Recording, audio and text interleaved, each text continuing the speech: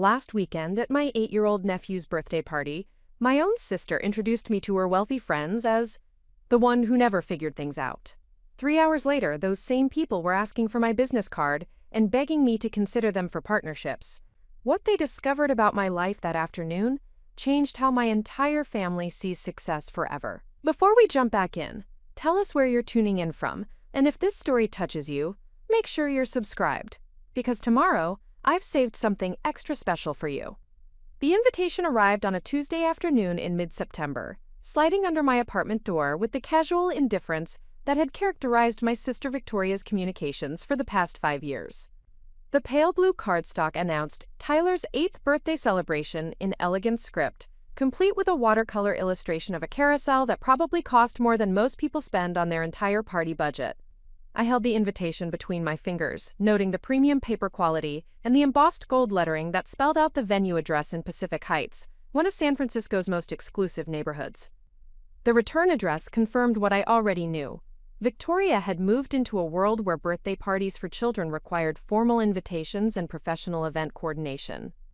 The party was scheduled for Saturday afternoon at 2 p.m. at the Morrison Estate, a private events venue that overlooked the bay and commanded rental fees that exceeded my monthly rent. Below the main details, a handwritten note in Victoria's precise penmanship added, "Casual dress welcome. Looking forward to catching up. Casual dress welcome."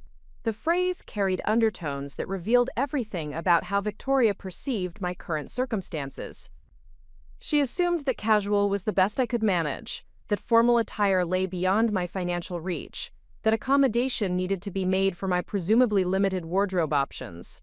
I set the invitation on my small dining table and walked to the window of my modest one-bedroom apartment in the Mission District. The view consisted of fire escapes, laundry lines, and the perpetual construction projects that had been transforming the neighborhood for the past decade. My building sat wedged between a Salvadoran restaurant and a vintage clothing store, both of which generated the kind of authentic street-level energy that Pacific Heights could never replicate, despite its carefully curated aesthetics. The contrast between my living situation and Victoria's circumstances had been developing for years, but it had crystallized dramatically since her marriage to Richard Blackstone 3 years earlier. Richard represented old San Francisco wealth, the kind that traced its origins to railroad fortunes and real estate speculation during the gold rush era. His family name appeared on hospital wings and museum galleries throughout the city, and their social calendar revolved around charity galas and country club events that required months of advance planning. Victoria had adapted to this world with remarkable efficiency, transforming herself from a middle-class marketing coordinator into the wife of a venture capital partner who moved comfortably among tech executives and established aristocracy. Her transformation included updating her wardrobe, refining her vocabulary, and developing opinions about wine regions and art collections that demonstrated her cultural sophistication. Our relationship had cooled gradually as her circumstances improved. The weekly coffee meetings had become monthly phone calls, which eventually evolved into holiday cards and birthday party invitations. Victoria never explicitly stated that my presence in her elevated social circles created discomfort, but the evidence accumulated through a series of small signals and careful omissions. I had not been invited to her wedding engagement party, which she later explained had been an intimate gathering of close family. The wedding reception included a +1 invitation, but the seating arrangement placed me at a table with Richard's elderly relatives, rather than among the younger professionals who comprised Victoria's new peer group. Holiday celebrations had shifted to Richard's family estate in Napa Valley, with guest lists that emphasized his business associates and their spouses. The pattern was clear without being openly hostile. Victoria maintained the appearance of sisterly connection while gradually reducing my integration into her new life. The birthday party invitation represented continuity with this approach, inclusive enough to demonstrate family loyalty, but structured to minimize potential embarrassment from my presumed inability to match the social and economic standards of her established circle. I opened my laptop and conducted brief research on the Morrison estate to understand the context I would be entering on Saturday afternoon. The venue's website featured photographs of meticulously maintained gardens, marble terraces, and panoramic views of San Francisco Bay. The events gallery showcased weddings, corporate retreats, and fundraising galas that attracted prominent political figures and technology industry leaders. The birthday party would unfold in this setting, among guests who viewed such environments as routine rather than remarkable. Richard's business associates would arrive in luxury vehicles driven by personal chauffeurs or valet services. The mothers would wear designer casual wear that cost more than most people's monthly salaries. The children would be accustomed to elaborate celebrations that included professional entertainment, custom catering, and party favors that exceeded the value of typical birthday presents. My own professional circumstances had developed along a completely different trajectory that Victoria either did not understand or chose not to acknowledge. After graduating with a degree in computer science, I had spent 2 years working for a mid-sized software company in South Bay, before recognizing that corporate employment limited my potential for creating significant impact or achieving financial independence. The decision to leave secure employment and pursue independent consulting had been calculated rather than impulsive. I had identified market gaps in cybersecurity consulting that larger firms were unable to address effectively due to their bureaucratic structures and standardized service offerings. Small and medium-sized businesses required customized security solutions that could be implemented quickly and affordably, but they lacked access to expertise that was typically reserved for enterprise-level clients. I established Sterling Cybersecurity Solutions as a boutique consultancy that specialized in rapid vulnerability assessments, custom security protocol development, and incident response services for clients who needed immediate attention rather than lengthy engagement processes. The business model emphasized direct client relationships, flexible service delivery, and results-oriented pricing that aligned my success with their security improvements. The work was intellectually demanding and financially rewarding, but it operated primarily behind the scenes in ways that were not visible to people outside the technology industry. My clients included regional banks, healthcare systems, manufacturing companies, and professional services firms that faced increasingly sophisticated cyber threats but lacked internal resources to address complex security challenges. The consulting relationship typically began with urgent phone calls from executives who had discovered security breaches or suspected vulnerabilities that could expose sensitive client data or proprietary business information. I would conduct comprehensive assessments, identify critical weaknesses, and implement solutions that prevented catastrophic losses while ensuring regulatory compliance and operational continuity. These projects generated substantial fees because they addressed existential threats to business operations, but the work occurred in conference rooms and server facilities rather than public venues where social recognition might result. My success was measured through client retention, referral generation, and revenue growth, rather than award ceremonies or media coverage that would communicate professional achievement to family members. The nature of cybersecurity consulting also required discretion about client relationships and project details. Information about security vulnerabilities, implementation strategies, and business risks remained confidential to protect clients from competitive disadvantage or public exposure. This professional requirement meant that I could not discuss my most significant accomplishments or elaborate on the scope of problems I solved for prominent organizations. Victoria's understanding of my career remained frozen at the point when I had left corporate employment to pursue independent consulting. She had interpreted that transition as evidence of professional instability or lack of ambition rather than strategic positioning for greater impact and financial success. Her questions about my work focused on whether I had found steady employment or developed plans for returning to traditional career advancement, rather than recognizing the entrepreneurial achievement that my consulting practice represented. The disconnect between my actual professional accomplishments and Victoria's perception of my circumstances had widened over time as her own social environment elevated. Her new peer group consisted of people whose success was displayed through visible markers like residential addresses, luxury goods, exclusive memberships, and elaborate lifestyle choices. The discreet nature of my cybersecurity consulting practice provided none of these external validation signals, making it difficult for Victoria to comprehend or explain my professional status to her sophisticated social circle.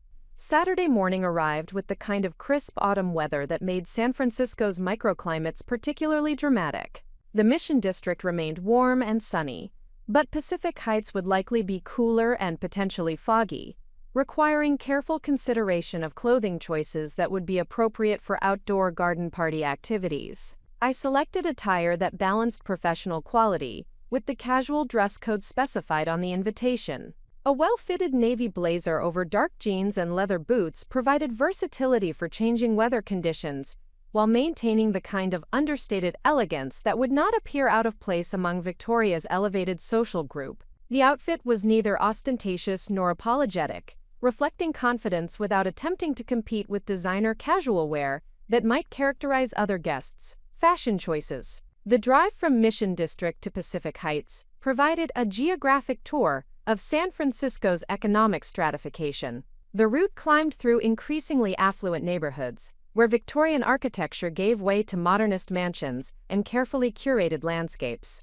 By the time I reached the Morrison estate, the socio-economic transition was complete, from authentic urban culture to manicured wealth that prioritized aesthetics over accessibility. The Morrison estate's entrance featured wrought iron gates that opened onto a circular driveway, lined with mature oak trees and meticulously maintained landscaping.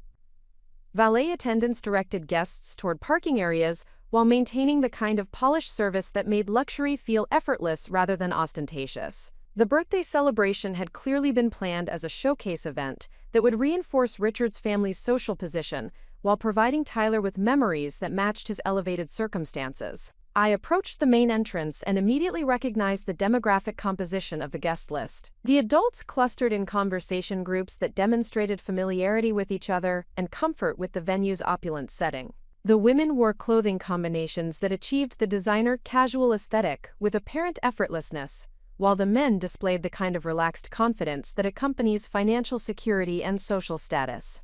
Preparing and narrating this story took us a lot of time, so if you are enjoying it, subscribe to our channel, it means a lot to us.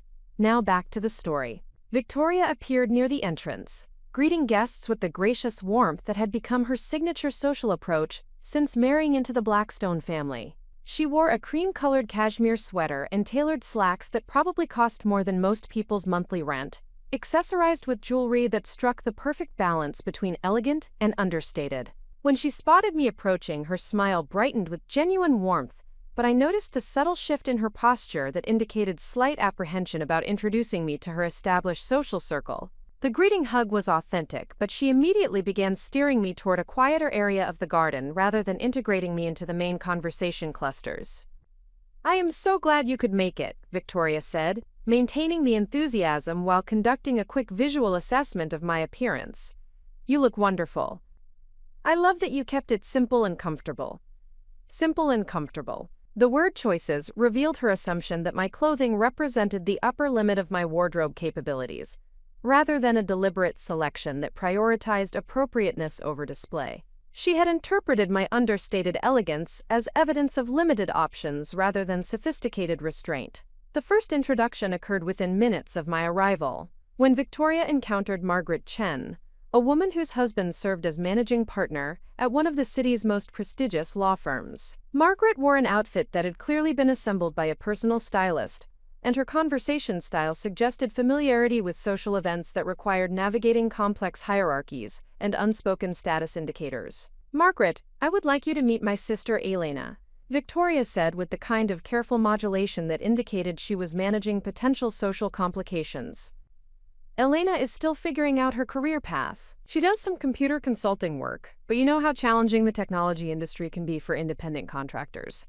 Still figuring out her career path." The phrase hung in the air like a diplomatic explanation for professional inadequacy. Victoria had reduced my cybersecurity consulting practice to part-time computer work, while simultaneously apologizing for my apparent inability to achieve stable employment. The introduction positioned me as someone who required patience and understanding, rather than recognition or professional respect. Margaret responded with the kind of polite interest that accomplished people display when encountering someone whose circumstances do not warrant serious attention. "How interesting. The technology field certainly requires adaptability. Are you considering returning to corporate employment, or do you prefer the flexibility of consulting work?" The question contained multiple assumptions about my professional circumstances and career aspirations. Margaret had interpreted Victoria's introduction as evidence that my consulting practice represented temporary employment between more substantial career opportunities rather than a deliberate business strategy that generated significant success. Before I could respond comprehensively, Victoria smoothly redirected the conversation toward Margaret's recent vacation to Tuscany, effectively terminating discussion of my professional activities. The transition was executed with social skill, but the message was unmistakable. My career circumstances were not suitable topics for extended conversation among this particular group of accomplished professionals. The pattern repeated consistently throughout the next hour, as Victoria introduced me to various guests. Each introduction included subtle signals that positioned me as someone whose life circumstances required diplomatic explanation rather than celebration. The computer consulting was consistently described as tentative or transitional. My living situation in Mission District was omitted entirely from conversations. My unmarried status was presented as evidence that I was still developing personal stability rather than making deliberate lifestyle choices. Richard Blackstone eventually approached our small group near the garden's central fountain. He wore the kind of expensive casual attire that demonstrated wealth through subtle details rather than obvious branding, and his conversation style reflected the confidence that accompanies generational affluence and established social position. "Elena, wonderful to see you again," Richard said with practiced warmth that did not extend beyond surface politeness. "Victoria mentioned that you have been exploring opportunities in the technology sector. That must be exciting work, especially with all the changes happening in that industry." Exploring opportunities. The phrase reduced my established consulting practice to job-searching activities, while simultaneously suggesting that the technology industry represented an experimental career choice rather than a field where I had developed recognized expertise. Richard's tone conveyed the kind of gentle condescension that wealthy people often display when discussing less successful relatives or family connections. The conversation continued in this vein for several more minutes, with Richard offering general observations about technology trends and entrepreneurial challenges that demonstrated his superficial familiarity with business concepts, while revealing his complete lack of understanding about cybersecurity consulting or my specific professional accomplishments. Other guests began approaching our group, drawn by Richard's presence and interested in meeting family members they had not previously encountered. Each introduction followed the same pattern. Victoria would identify me as her sister who was working in technology consulting, followed by careful deflection away from detailed discussion of my professional activities or personal circumstances. James Morrison, whose family owned the estate where the party was being held, joined our conversation circle after greeting several other guests. He represented the kind of established San Francisco wealth that traced its origins to 19th-century business ventures and had been carefully preserved through strategic investments and social connections. "Any relation to the Sterling family that founded Sterling Maritime?" Morrison asked after learning my last name. "They were prominent in shipping during the early days of the port development."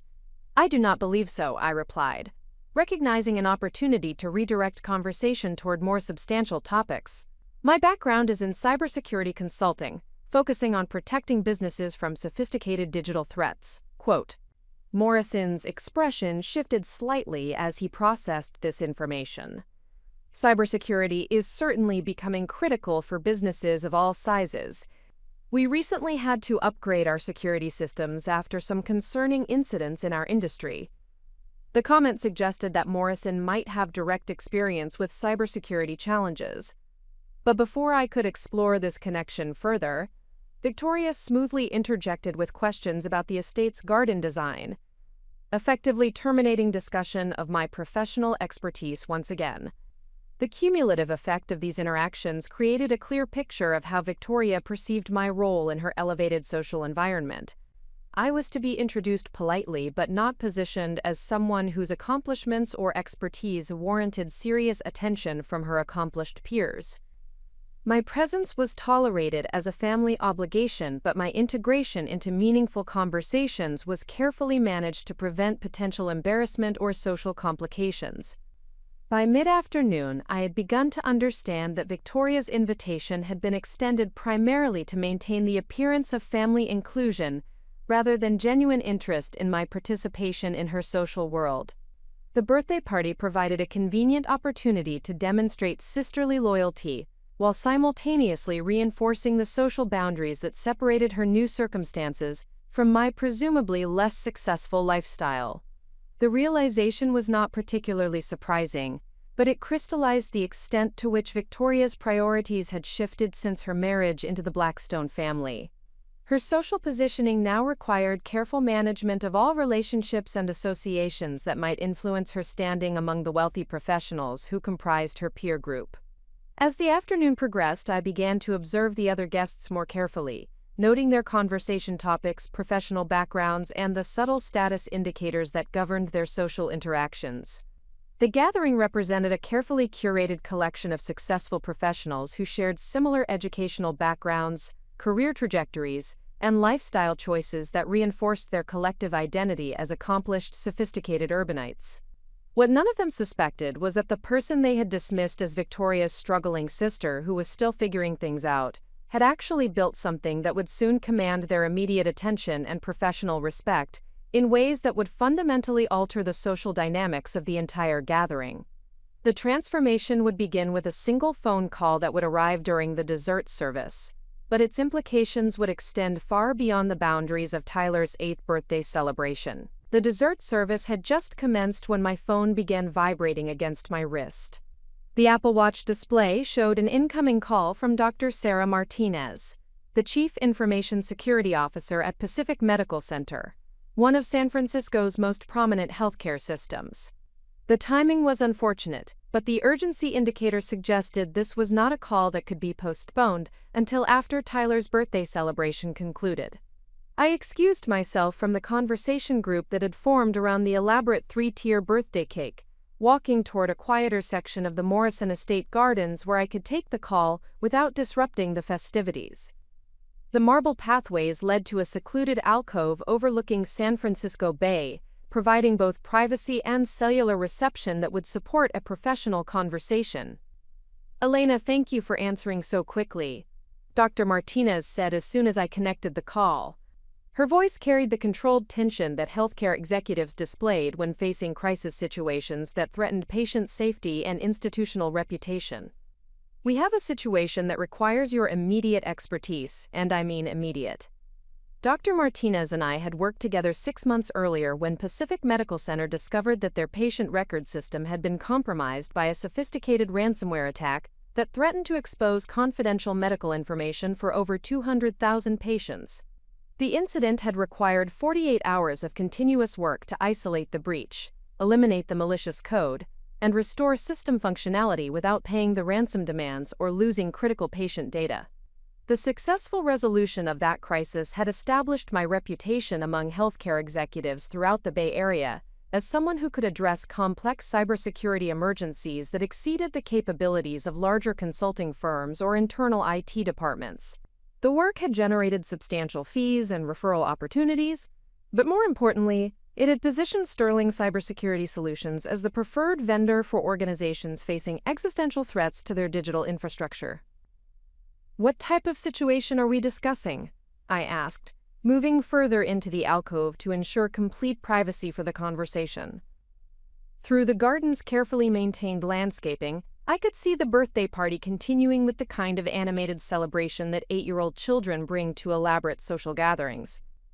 "Someone has gained unauthorized access to our surgical scheduling system and is threatening to disrupt operations starting Monday morning unless we transfer $500,000 in cryptocurrency to an offshore account," Dr. Martinez explained. "Our internal IT team believes this is connected to the same criminal organization that targeted Mercy General last month, but they lack the specialized knowledge to trace the intrusion or implement effective countermeasures." The situation represented exactly the type of high-stakes cybersecurity crisis that demonstrated the value of specialized consulting expertise. Surgical scheduling systems contain some of the most sensitive operational data in healthcare organizations, including patient identification information, procedure details, staff schedules, and resource allocation patterns that could be exploited for identity theft, insurance fraud, or competitive intelligence gathering. More critically, disruption of surgical scheduling could delay life-saving procedures, create chaos in operating room management, and expose the hospital to liability claims from patients whose treatments were postponed or canceled due to system failures. The financial and reputational consequences of paying ransom demands versus implementing technical solutions created complex decision-making pressures that required immediate expert guidance. Have you contacted federal authorities about this incident? I asked, knowing that healthcare ransomware attacks fell under FBI jurisdiction and that early coordination with law enforcement could influence both tactical responses and legal obligations for incident disclosure. We notified the FBI this morning, but they indicated that technical remediation would need to be handled through private cybersecurity consultants while they pursue the criminal investigation aspects, Dr. Martinez replied. Your name was specifically recommended by Agent Patricia Wong, who said you had successfully resolved similar situations without compromising ongoing federal investigations. Agent Wong and I had collaborated on 3 previous cases where cybersecurity incidents required coordination between private sector technical remediation and federal law enforcement activities. These relationships had developed through professional associations and industry conferences, where cybersecurity consultants, law enforcement officials, and healthcare executives shared information about emerging threats and best practices for incident response. The FBI recommendation represented a significant professional endorsement that would be valuable for future business development, but more immediately, it indicated that the Pacific Medical Center situation involved sophisticated criminal activities that exceeded typical opportunistic ransomware attacks. The federal interest suggested connections to organized cybercrime operations that targeted multiple healthcare institutions using advanced persistent threat methodologies. I can be at your facility within 90 minutes to begin the technical assessment, I told Dr. Martinez. However, I need to establish some parameters for this engagement. My standard emergency response fee structure applies, which includes premium rates for weekend work and expedited resolution timelines.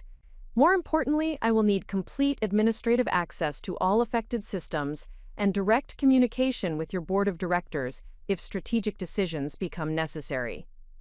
The fee structure for emergency cybersecurity consulting reflected both the specialized expertise required and the business disruption costs that organizations faced when critical systems were compromised. Weekend emergency rates typically ranged from $500 to $1,000 per hour, depending on the complexity of the incident and the potential consequences of system failures.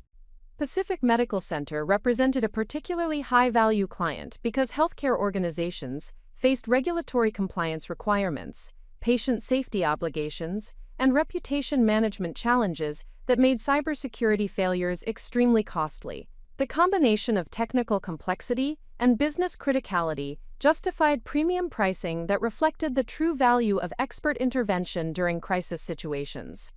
Cost is not the primary concern, Dr. Martinez said immediately.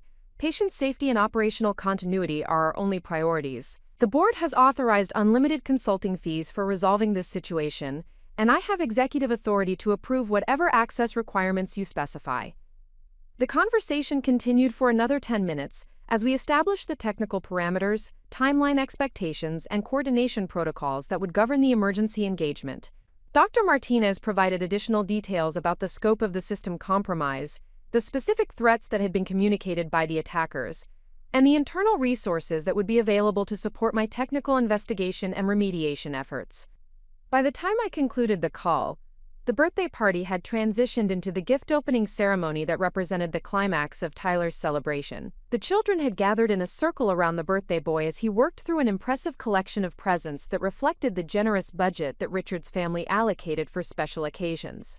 I rejoined the adult conversation groups, but my attention was divided between social obligations and mental preparation for the complex technical challenge that awaited me at Pacific Medical Center. Cybersecurity emergency responses required systematic, analytical thinking, creative problem-solving approaches, and sustained concentration over extended periods that could last 12 to 18 hours, depending on the sophistication of the attack vectors. Victoria noticed my slightly distracted demeanor and approached with the kind of concerned expression that older sisters display when they suspect personal or professional problems might be affecting family social events. Her question was delivered with diplomatic phrasing that allowed for private conversation without drawing attention from other guests. Is everything all right? You seem a bit preoccupied since your phone call, she said, positioning herself to create a semi-private conversation space within the larger gathering. I received a call about a work situation that requires my attention later today, I replied, providing truthful information without elaborating on the details that would have revealed the scope and importance of the emergency engagement. Nothing urgent enough to leave the party early, but something I will need to address this evening. Victoria's expression shifted to reflect the kind of gentle concern that she had perfected since joining the Blackstone family social circle. The facial expression conveyed empathy, while simultaneously reinforcing her assumptions about my professional circumstances and the types of work situations that might require weekend attention. I hope it is not too serious, she said with the tone that people use when discussing employment challenges that they assume involve routine workplace difficulties rather than high-level crisis management. It must be challenging to maintain work-life balance when consulting projects can demand attention at irregular hours.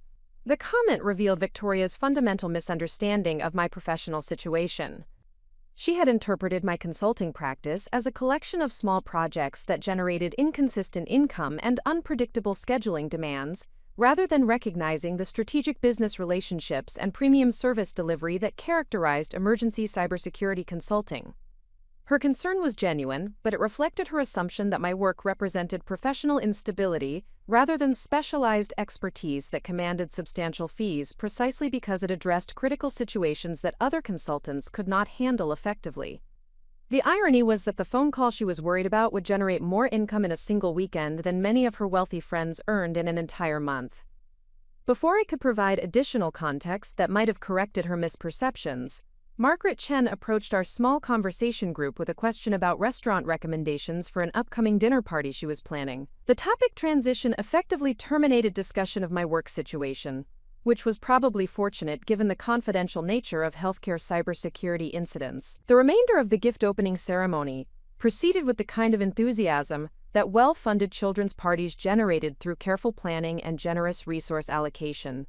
Tyler received an impressive array of presents that included electronic devices, sporting equipment, educational materials, and luxury items that most families would consider special occasion purchases rather than routine birthday gifts.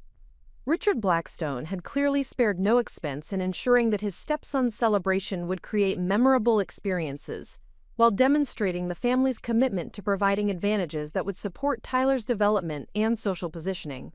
The birthday party represented not just a celebration but an investment in relationship building and status communication that would benefit the entire family's social capital. As the afternoon progressed toward early evening, guests began the gradual departure process that characterized well-orchestrated social events. The conversations shifted toward future social engagements, expressions of gratitude for the hospitality, and the polite logistics of coordinating follow-up activities that would maintain the relationships developed during the gathering. I participated in these social rituals while mentally preparing for the technical challenges that awaited me at Pacific Medical Center. The transition from birthday party socializing to cybersecurity crisis management would require psychological adjustment from diplomatic conversation to analytical problem solving, from careful relationship management to decisive technical action. Victoria approached as I was preparing to take my leave, offering the kind of warm conclusion to family gatherings that had characterized our relationship since childhood, despite the social complications that had developed since her marriage into elevated economic circumstances. "Thank you so much for coming," she said, embracing me with genuine affection that transcended the social positioning challenges that had influenced our interactions throughout the afternoon. "I know Tyler was happy to have his aunt here for his special day, and it meant a lot to Richard and me that you could join us." The gratitude was authentic, reflecting Victoria's continued commitment to family relationships despite the social pressures that complicated our interactions within her new economic and cultural environment. She genuinely valued my presence at important family occasions, even while managing the challenge of integrating my circumstances with her elevated social expectations. "Tyler is fortunate to have such wonderful celebrations," I replied, acknowledging both the quality of the event and the financial resources that had made such elaborate festivities possible. "I hope you will keep me informed about his upcoming activities and achievements." The exchange represented the kind of diplomatic conclusion that allowed both of us to maintain positive family relationships while acknowledging the unspoken tensions that influenced our interactions. Victoria could demonstrate inclusive family values, while I could participate in important occasions without creating social complications for her established relationships. As I walked toward the valet parking area where my modest but reliable Honda Civic waited among the collection of luxury vehicles that reflected the economic status of the other party guests, I reflected on the contrast between the social assumptions that had characterized the afternoon and the professional reality that would define my evening activities. The guests who had dismissed me as Victoria's sister who was still figuring things out would never know that the person they had politely tolerated was about to spend the night preventing a cybersecurity catastrophe that could have affected thousands of patients and disrupted critical healthcare operations throughout the Bay Area. The irony extended beyond simple professional misunderstanding. The same specialized knowledge that made me invaluable during cybersecurity crises also made my work invisible to people who measured success through conventional markers like luxury goods, exclusive social memberships, and residential addresses in prestigious neighborhoods. The drive from Pacific Heights to Pacific Medical Center would take approximately 30 minutes, providing sufficient time to mentally transition from social engagement to technical problem solving. The contrast between the two environments perfectly captured the disconnect between public perception and professional reality that defined my relationship with Victoria's elevated social world. Within 2 hours, I would be deep in the technical analysis that would determine whether Pacific Medical Center could maintain surgical operations on Monday morning, or whether hundreds of patients would face delayed medical procedures due to ransomware attacks. The responsibility for protecting patient safety and institutional operations rested entirely on my ability to outmaneuver sophisticated cybercriminals who had successfully compromised multiple healthcare systems throughout the region. The stakes could not have been higher. But the guests at Tyler's birthday party would never understand that the person they had cordially dismissed possessed the specialized expertise to address threats that exceeded the capabilities of Fortune 500 consulting firms and federal law enforcement agencies. The transformation from overlooked family member to recognized expert would begin as soon as I reached the hospital, but its implications would extend far beyond the technical challenges that awaited me in the Pacific Medical Center server rooms. Pacific Medical Center's executive parking garage at 7:15 p.m. on a Saturday evening presented a stark contrast to the elegant social atmosphere I had departed 30 minutes earlier. The concrete structure buzzed with the urgent activity of a healthcare institution confronting a crisis that threatened both patient safety and operational continuity. Security personnel had cordoned off sections of the building while federal agents coordinated with hospital administrators to establish protocols for managing the cybersecurity incident without disrupting critical patient care services. Dr. Martinez met me at the main entrance, her professional composure barely concealing the stress that healthcare executives experienced when facing threats that could compromise patient outcomes and institutional reputation simultaneously. She wore the kind of practical business attire that medical administrators selected for extended crisis management sessions, knowing that the next 12 hours would require sustained focus on technical details and strategic decision-making. "Elena, thank you for responding so quickly," she said as we walked toward the elevator banks that provided access to the hospital's information technology infrastructure. "The situation has escalated since our phone conversation. The attackers have demonstrated their ability to manipulate surgical scheduling data in ways that suggest they possess administrative access to our core systems." The revelation represented a significant escalation from typical ransomware attacks that encrypted files to demand payment for decryption keys. Administrative access to healthcare systems created opportunities for data manipulation, operational disruption, and patient safety threats that exceeded simple file recovery challenges.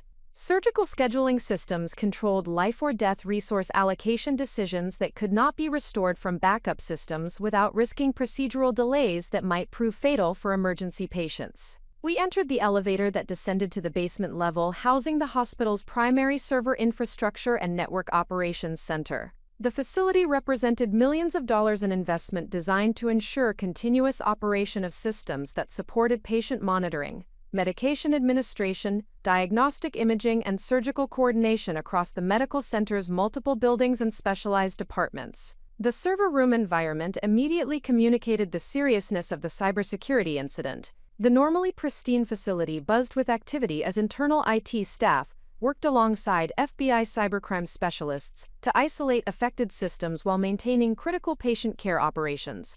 Multiple computer workstations had been established for forensic analysis, network monitoring, and real-time communication with federal law enforcement agencies coordinating the investigation. Agent Patricia Wong approached as soon as Dr. Martinez and I entered the facility. Her presence indicated that the FBI had classified this incident as part of a larger investigation into organized cybercrime activities targeting healthcare institutions throughout the western United States. The federal involvement suggested connections to international criminal organizations using sophisticated attack methodologies that exceeded the capabilities of opportunistic hackers.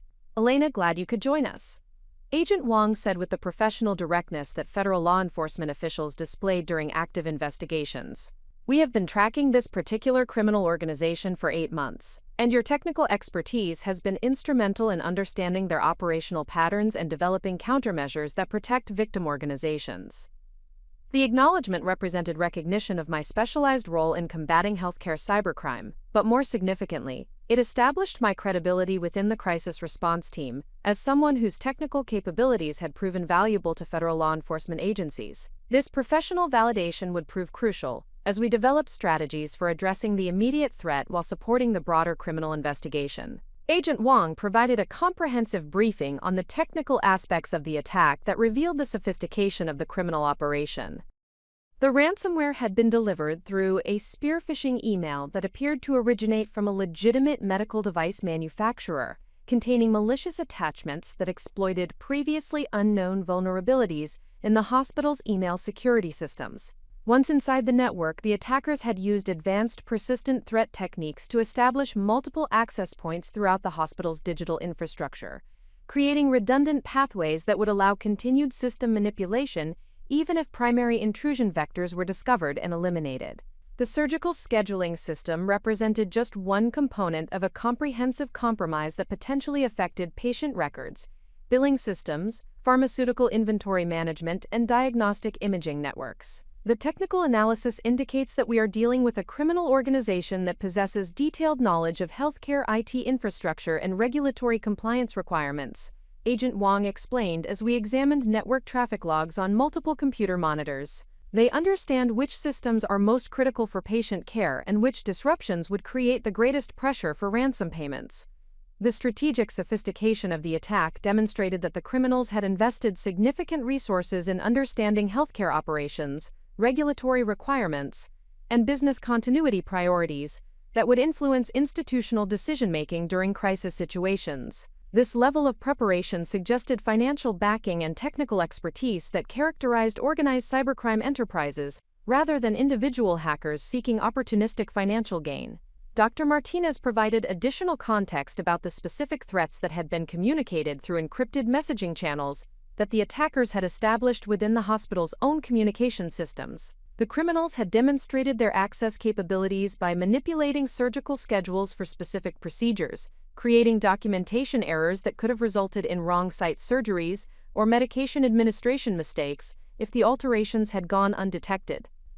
"They are not simply demanding ransom payment," Dr. Martinez explained while reviewing incident documentation on her tablet computer. "They are threatening to introduce systematic errors into patient care systems that would compromise safety protocols and create liability exposure that could exceed the financial cost of paying their demands." The threat represented a psychological warfare tactic designed to exploit healthcare administrators' primary concern for patient welfare while simultaneously creating legal and financial pressures that would encourage rapid ransom payment rather than extended technical remediation efforts. The criminals understood that healthcare organizations would prioritize patient safety over cost considerations, making them particularly vulnerable to extortion demands that threatened care quality rather than simply operational disruption. I began the technical assessment by examining the network architecture diagrams that revealed how the hospital's various systems interconnected to support integrated patient care operations. The complexity of modern healthcare IT infrastructure created numerous potential attack vectors, but it also provided opportunities for implementing containment strategies that could isolate critical systems while maintaining essential patient care capabilities. The initial analysis focused on identifying the primary access points that the attackers had used to penetrate the network, understanding their lateral movement patterns within the system, and determining which administrative privileges they had obtained to manipulate surgical scheduling data. Each component of this investigation required specialized knowledge of healthcare IT systems, cybersecurity forensics, and criminal investigation techniques that federal agents possessed but might not fully understand in combination. The forensic examination revealed that the attackers had gained access to the network approximately 6 weeks earlier, spending considerable time conducting reconnaissance activities to understand system configurations, user access patterns, and operational procedures before beginning their malicious activities. This extended preparation period indicated patient planning and resource allocation that characterized sophisticated criminal enterprises rather than spontaneous opportunistic attacks. More concerning, the analysis revealed that the criminals had accessed patient records for over 15,000 individuals, including detailed medical histories, insurance information, and personal identification data that could be used for identity theft, insurance fraud, or targeted blackmail schemes against high-profile patients whose medical conditions might create reputational vulnerabilities. The scope of data compromise extends beyond operational disruption. I explained to the crisis response team as we reviewed the technical findings. These criminals have obtained information that could be monetized through multiple channels, including direct ransom demands, identity theft operations, insurance fraud schemes, and targeted extortion against patients whose medical records contain sensitive information. The revelation transformed the incident from a typical ransomware situation into a comprehensive data breach, with implications that extended far beyond the immediate operational disruptions. Healthcare data breaches carried regulatory compliance obligations under HIPAA privacy regulations, potential civil liability from affected patients, and reputational consequences that could influence patient trust and physician recruiting efforts. Dr. Martinez immediately recognized the broader implications of the data compromise and began coordinating with the hospital's legal counsel and public relations team to develop crisis communication strategies that would meet regulatory disclosure requirements while minimizing damage to institutional reputation and patient confidence. The technical remediation strategy required careful coordination between immediate system restoration efforts and the federal investigation activities that needed to preserve digital evidence for criminal prosecution purposes. This balance between operational recovery and law enforcement support created complex decision-making pressures that required both technical expertise and legal guidance. I developed a phased approach that would address the most critical patient safety concerns while maintaining the digital forensic integrity that federal investigators required for building criminal cases against the perpetrators. The strategy prioritized surgical scheduling system restoration, patient record access recovery, and medication administration system security, while preserving network logs and system images that documented the attack methodology and criminal activities. The technical implementation began with isolated network segments that would allow critical patient care systems to operate independently from the compromised infrastructure, while remediation efforts proceeded on the primary network. This approach required reconfiguring multiple system connections and establishing temporary operational procedures that would maintain care quality during the technical restoration process. The work required sustained concentration and systematic problem-solving that drew upon years of experience with healthcare cybersecurity incidents, technical knowledge of hospital IT infrastructure, and understanding of federal investigation requirements that influenced every technical decision. Each system modification needed approval from both medical administrators concerned with patient safety and federal agents focused on preserving evidence for criminal prosecution.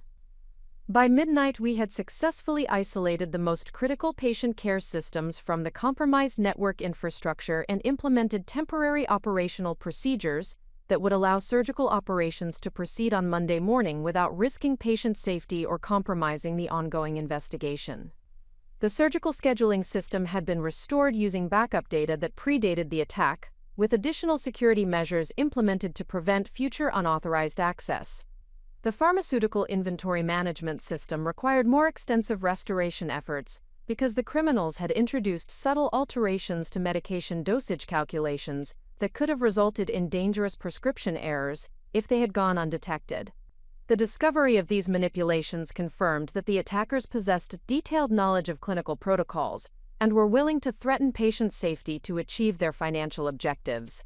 Agent Wong coordinated with federal prosecutors to develop charges that would reflect the full scope of criminal activities, including computer fraud, extortion, healthcare fraud, and potentially domestic terrorism charges related to threats against critical infrastructure. The comprehensive evidence package would support prosecution efforts that could result in decades of federal prison sentences for the perpetrators once they were identified and apprehended. The technical success of the remediation effort represented more than simply restoring hospital operations. It demonstrated the value of specialized cybersecurity expertise that could address complex criminal activities while meeting healthcare regulatory requirements and supporting federal law enforcement objectives simultaneously. As dawn approached, the crisis response team had achieved the primary objectives of maintaining patient safety, restoring critical operations, and preserving evidence for federal prosecution efforts. The hospital would be able to resume normal surgical operations on Monday morning, and the attackers had been effectively neutralized without paying ransom demands or compromising institutional integrity. Dr. Martinez approached as I completed the final system security verifications that would ensure continued protection against future attacks. Her expression reflected both professional relief and personal gratitude for technical expertise that had prevented a catastrophic disruption of patient care services. "Elena, I cannot adequately express our appreciation for your work tonight," she said with the kind of genuine gratitude that healthcare administrators reserved for professionals who had prevented genuine crises. "Your technical capabilities and strategic approach have protected thousands of patients and preserved our institutional reputation during what could have been a devastating situation." The acknowledgement represented recognition of the specialized value that cybersecurity consulting provided to healthcare organizations facing sophisticated criminal threats. More importantly, it established my professional reputation among healthcare executives and federal law enforcement officials who would serve as referral sources for future emergency consulting opportunities.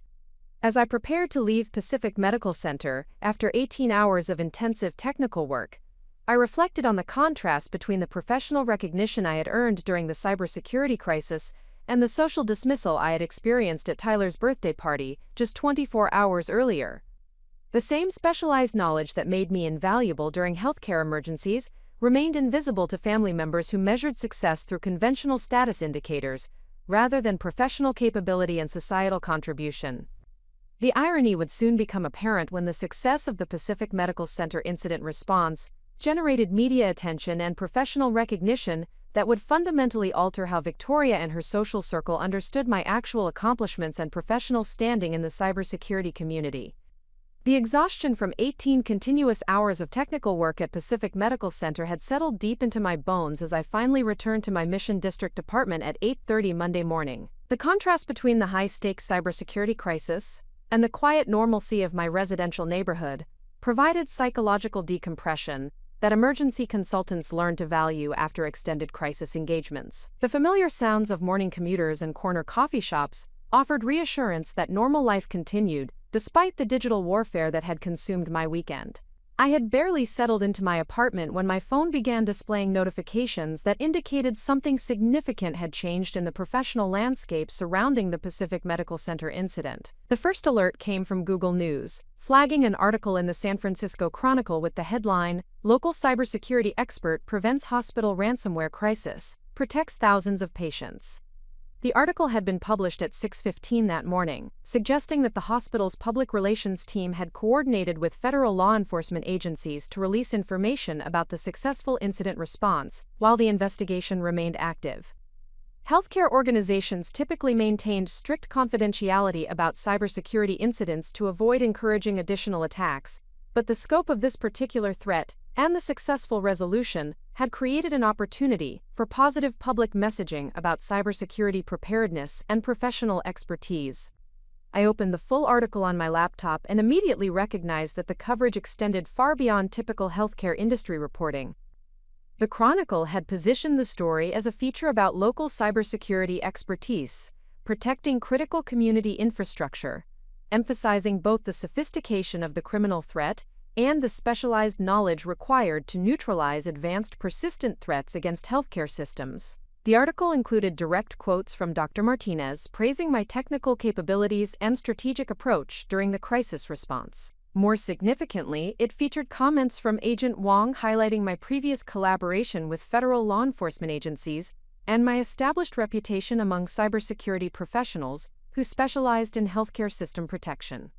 Elena Sterling represents the kind of specialized expertise that organizations need when facing sophisticated cybercrime attacks that exceed the capabilities of traditional IT support or corporate consulting firms. Agent Wong was quoted as saying, "Her technical knowledge and experience with healthcare cybersecurity incidents have been instrumental in protecting patient safety and institutional operations during multiple crisis situations." The federal endorsement carried particular weight because it came from a law enforcement official whose credibility was established through years of successful cybercrime investigations. Agent Wong's comments positioned my consulting practice not as freelance computer work, but as specialized expertise that federal agencies valued for addressing threats to critical infrastructure and public safety.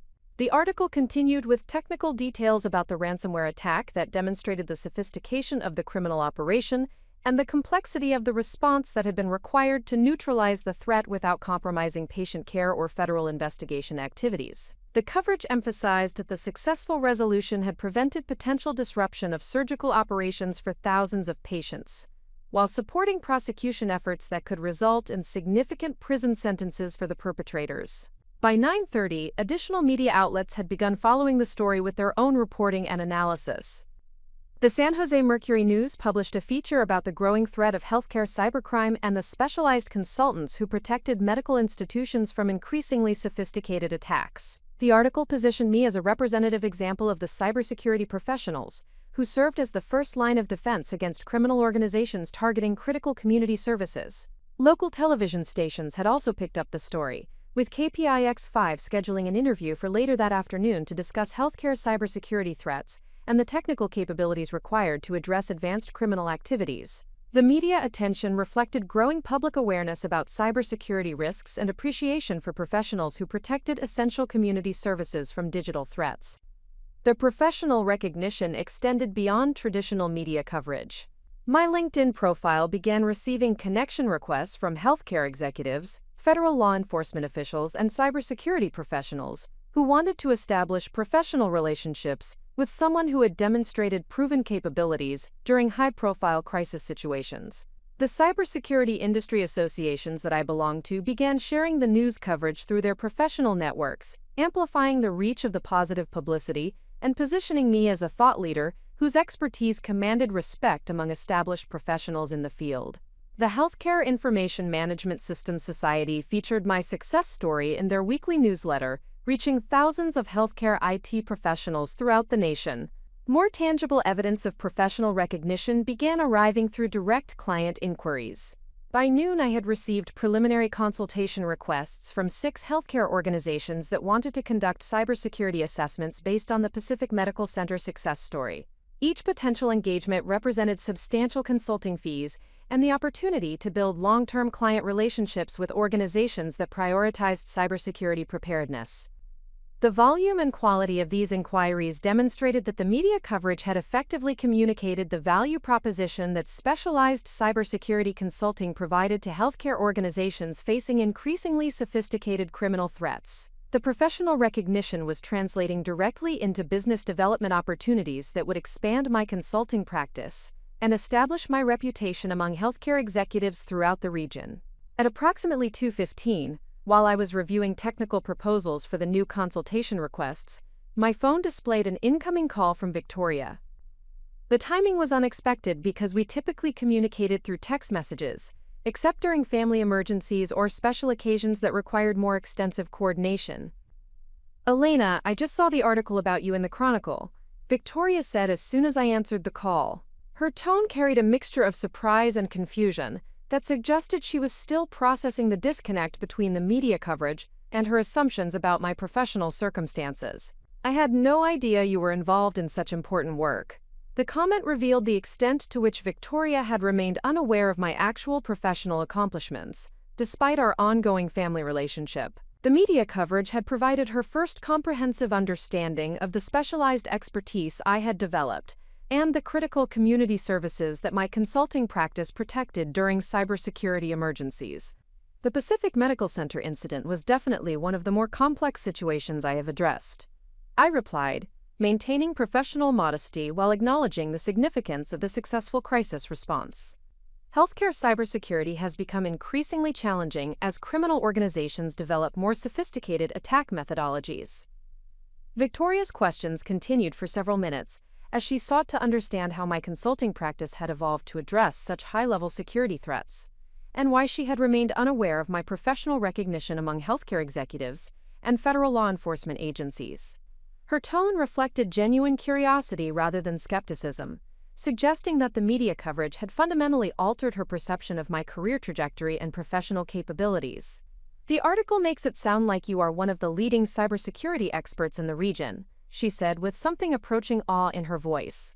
"Agent Wong's comments were incredibly impressive, and Dr. Martinez described your work as essential for protecting patient safety during the crisis." The conversation represented a significant shift in how Victoria understood my professional status. The federal endorsement and healthcare executive recognition had provided external validation that transcended her previous assumptions about consulting work being unstable or transitional employment. The media coverage had positioned me as a recognized expert whose capabilities were valued by established institutions and government agencies. Victoria's next comment revealed the implications this recognition would have for her social circle and the assumptions they had made about my professional circumstances during Tyler's birthday party.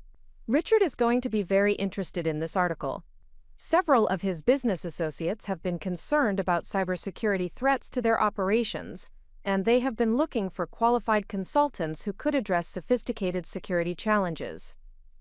The professional networking opportunity that Victoria was suggesting represented the kind of business development that typically required years of relationship building and credibility establishment. The media coverage had accelerated this process by providing third-party validation from respected sources that communicated my expertise to potential clients who might otherwise have been skeptical about independent consulting services. More significantly, Victoria's response indicated that the social dynamics that had characterized Tyler's birthday party were about to change dramatically. The guests who had politely dismissed me as someone who was still figuring out her career path would soon discover that they had overlooked a cybersecurity expert whose professional capabilities exceeded their understanding, and whose client relationships included major healthcare institutions and federal law enforcement agencies. The conversation with Victoria concluded with her request to share my contact information with Richard's business associates who might benefit from cybersecurity consulting services. The transition from diplomatic family management to active professional referral represented a complete reversal of the social positioning that had characterized our recent interactions. After ending the call with Victoria, I spent the remainder of the afternoon preparing for the television interview that would further amplify the professional recognition that had emerged from the Pacific Medical Center incident response. The media appearances required careful balance between promoting cybersecurity awareness and maintaining the professional discretion that client relationships demanded. The KPIX-5 interview focused on educating viewers about healthcare cybersecurity threats and the specialized expertise required to protect medical institutions from criminal attacks. The coverage emphasized the community benefit that cybersecurity professionals provided by protecting essential services and supporting law enforcement efforts to prosecute criminal organizations. The professional exposure continued to generate additional media coverage throughout the week. The San Francisco Business Times published a feature article about local cybersecurity entrepreneurs who were building successful practices by addressing sophisticated criminal threats against community organizations. The article positioned my consulting practice as an example of how specialized technical expertise could create sustainable business opportunities while providing essential community services. Professional associations began extending invitations for speaking engagements at conferences and educational events, where cybersecurity experts shared knowledge about emerging threats and best practices for protecting critical infrastructure. These opportunities represented additional revenue streams and professional networking activities that would continue to build my reputation and expand my client base. The week concluded with a consultation request from Morrison Holdings, the family investment firm that owned the estate where Tyler's birthday party had been held. James Morrison had personally requested a comprehensive cybersecurity assessment for his business operations after learning about my professional background and the successful resolution of the Pacific Medical Center crisis. The irony was perfect. The same person who had made polite conversation about my consulting work, while assuming it represented minor technical services, was now seeking my professional expertise to protect his family's substantial business interests from sophisticated cybersecurity threats. The professional recognition that had emerged from a single weekend of intensive technical work had fundamentally transformed my standing within the healthcare community, federal law enforcement circles, and by extension, the social environment that Victoria navigated through her marriage to the Blackstone family. The specialized knowledge that had remained invisible during casual social conversations was now commanding respect and generating substantial business opportunities from the same community that had previously dismissed my professional circumstances. The transformation demonstrated that authentic expertise eventually receives recognition when circumstances create opportunities for its value to become apparent to those who had previously failed to recognize its significance. The transformation of professional perception had accelerated beyond my initial expectations by Thursday morning of the week following the Pacific Medical Center incident. The media coverage had generated a cascade of recognition that extended through professional networks and social circles, in ways that demonstrated how quickly authentic expertise could reshape established assumptions about individual capability and professional standing. The morning began with an unexpected phone call from Dr. Rebecca Chen, the Chief Technology Officer at Kaiser Permanente, one of the largest healthcare systems in Northern California. Her organization had been monitoring the cybersecurity landscape following several high-profile attacks on regional medical institutions, and the success of the Pacific Medical Center incident response had positioned me as a priority consultant for their institutional security assessment needs.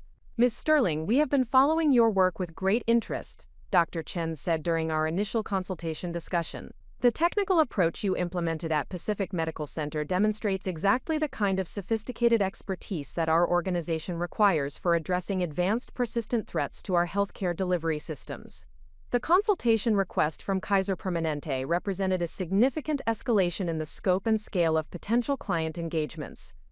Their healthcare system served over 12 million patients across multiple states, with digital infrastructure that supported hundreds of medical facilities, thousands of healthcare providers, and clinical operations that processed sensitive medical information for populations that exceeded the size of many entire metropolitan areas. The technical complexity and regulatory compliance requirements for cybersecurity consulting at Kaiser Permanente's scale would require expanded service delivery capabilities and specialized expertise that exceeded typical consulting practice parameters. The opportunity represented potential annual consulting fees that could exceed the total revenue I had generated during the previous 3 years of independent practice.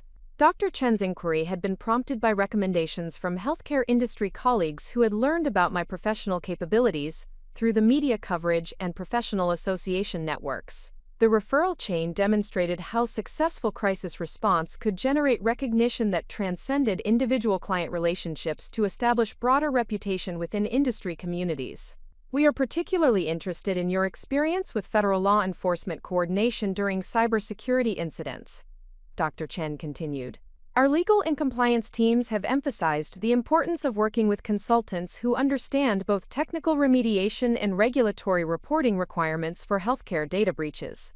Quote, the federal law enforcement collaboration that had characterized the Pacific Medical Center response represented a specialized capability that distinguished my consulting practice from larger corporate firms that typically focused on technical solutions without understanding the complex coordination requirements that healthcare organizations faced during cybersecurity incidents involving potential criminal prosecution. The conversation with Dr. Chen concluded with scheduling for a comprehensive presentation to Kaiser Permanente's executive leadership team that would evaluate my consulting services for a potential enterprise-wide cybersecurity assessment and incident response partnership. The presentation opportunity represented the kind of institutional recognition that could establish my practice as a preferred vendor for major healthcare systems throughout the region. Following the Kaiser Permanente call, I received a series of additional inquiries that demonstrated the expanding reach of professional recognition within healthcare industry networks. The California Hospital Association had requested my participation in a statewide cybersecurity conference, where I would present the Pacific Medical Center case study as a model for effective incident response coordination between healthcare organizations, cybersecurity consultants, and federal law enforcement agencies. Professional speaking engagements represented both additional revenue opportunities and platform development activities that could establish thought leadership within the cybersecurity community. The California Hospital Association conference would provide exposure to hundreds of healthcare executives who were responsible for cybersecurity preparedness at medical institutions throughout the state.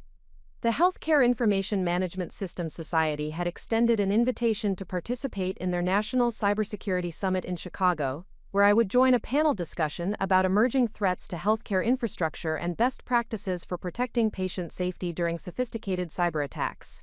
The national platform would position me among recognized experts whose capabilities were acknowledged at the highest levels of healthcare industry leadership. By mid-afternoon, the volume of professional inquiries had begun to exceed my capacity for individual response management. The recognition that had emerged from successful crisis response was generating business development opportunities that required strategic evaluation and systematic prioritization based on client potential, professional development value, and alignment with long-term practice growth objectives. The transformation was particularly evident in the quality and source of referral inquiries I was receiving. Rather than cold outreach or competitive bidding processes that characterized typical consulting business development, potential clients were contacting me based on recommendations from established healthcare executives, federal law enforcement officials, and cybersecurity industry leaders who could personally attest to my professional capabilities. The referral-based business development represented the kind of professional recognition that typically required years of relationship building and credibility establishment within industry networks. The media coverage had accelerated this process by providing third-party validation from respected sources that communicated expertise to potential clients who might otherwise have required extensive vetting before engaging independent consulting services. At approximately 4:30 Thursday afternoon, my phone displayed an incoming call from Margaret Chen, the woman I had met briefly at Tyler's birthday party. Her husband's law firm represented several healthcare organizations, and she had apparently learned about my professional background through the recent media coverage and industry recognition. "Elena, I hope you remember meeting me at Tyler's party last weekend," Margaret said with a tone that carried both professional interest and personal curiosity about the disconnect between our previous interaction and her recent discovery of my actual professional accomplishments. "I have been reading about your cybersecurity expertise, and I wanted to discuss potential consulting opportunities." The conversation represented a complete reversal of the social dynamics that had characterized our brief interaction at the birthday celebration. During the party, Margaret had engaged in polite conversation while clearly assuming that my consulting work represented minor technical services rather than specialized expertise that commanded substantial fees and professional recognition. Margaret explained that her husband's law firm had been advising several healthcare clients about cybersecurity compliance requirements and incident response planning. The recent media coverage about my work with Pacific Medical Center had prompted discussions about engaging specialized consultants who could provide technical expertise that exceeded the capabilities of their internal IT departments. The partners at the firm have been particularly impressed by the federal law enforcement endorsements and the successful resolution of such a complex cybersecurity crisis. Margaret continued, "We have been looking for consultants who can address sophisticated threats while meeting regulatory compliance obligations and supporting potential criminal prosecution activities."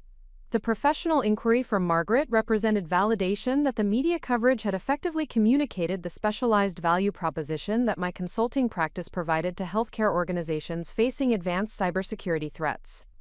More significantly, it demonstrated how professional recognition could transform relationships with individuals who had previously dismissed my capabilities based on superficial social interactions. Margaret's law firm represented exactly the kind of referral source that could generate sustained business development opportunities with healthcare organizations throughout the Bay Area. Legal firms that specialized in healthcare industry representation maintained ongoing relationships with hospital executives, medical practice administrators, and institutional decision-makers who required cybersecurity consulting services. The conversation concluded with Margaret requesting a comprehensive presentation about my consulting services for the firm's healthcare practice group. The presentation would provide an opportunity to establish professional relationships with attorneys who advised healthcare clients about cybersecurity preparedness and incident response planning. Following the call with Margaret Chen, I received an unexpected text message from Victoria requesting a meeting to discuss professional opportunities that had emerged through her social network following the media coverage about my cybersecurity expertise. The message represented a significant shift in our relationship dynamic, with Victoria now actively seeking to leverage my professional reputation for mutual networking benefit. Several people from Tyler's party have been asking about your consulting services, Victoria's text message explained. Richard thinks it would be beneficial for everyone if we could arrange some introductions that might lead to business opportunities. The message revealed that the media coverage had reached Victoria's social circle and generated curiosity about professional capabilities that had remained invisible during casual party conversations. The guests who had politely dismissed me as someone who was still figuring out her career path were now interested in accessing expertise that they had failed to recognize during our previous interactions. Victoria's request to facilitate professional introductions represented a complete transformation of her approach to managing my presence within her elevated social environment. Rather than diplomatically minimizing potential social complications from my presumed lack of professional achievement, she was now positioning my specialized expertise as a valuable resource for her established social network.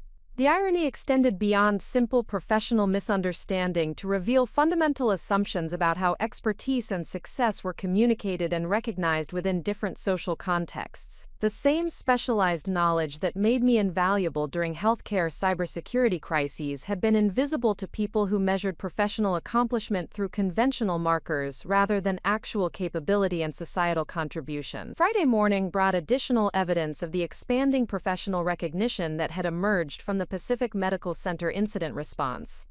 The San Francisco Business Journal published a follow-up article positioning me as a representative example of successful independent consultants who had built specialized practices by addressing sophisticated challenges that exceeded the capabilities of larger corporate service providers. The article emphasized the business model advantages that specialized consulting could provide to clients who required immediate access to expertise rather than extended engagement processes that characterized traditional corporate consulting relationships.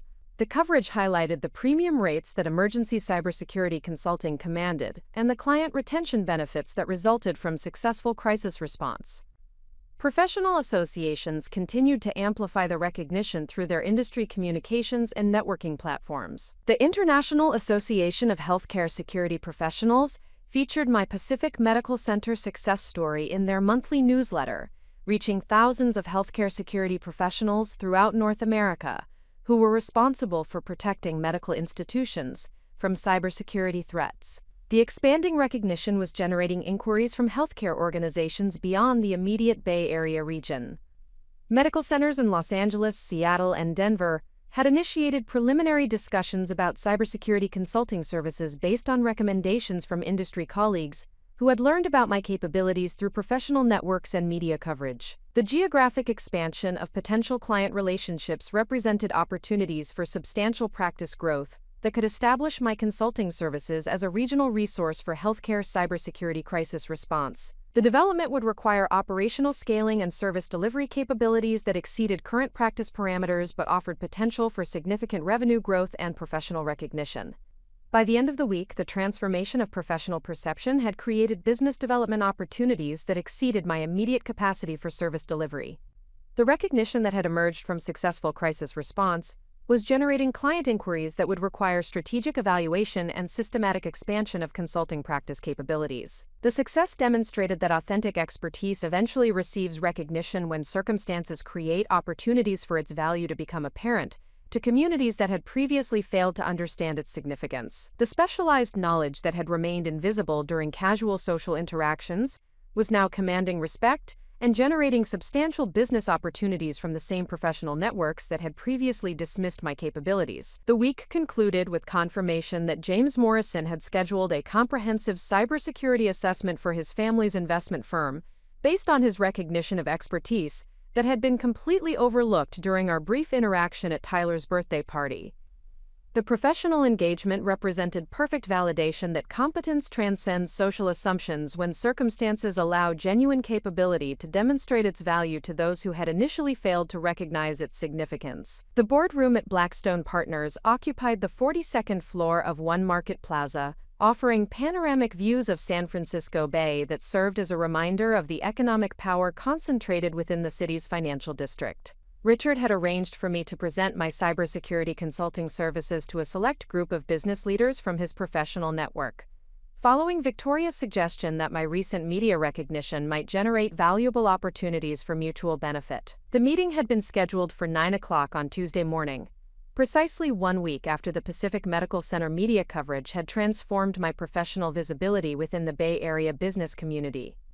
The timing was strategic, allowing the participants to review the newspaper articles and industry coverage that had established my credentials as a cybersecurity expert, capable of addressing sophisticated threats to critical infrastructure operations. As I entered the elegant conference room, I recognized several faces from Tyler's birthday party, though their demeanor toward me had shifted dramatically from the polite dismissal that had characterized our previous interactions. Margaret Chen greeted me with professional warmth that reflected genuine interest in my consulting capabilities, rather than the diplomatic courtesy she had displayed during our brief party conversation.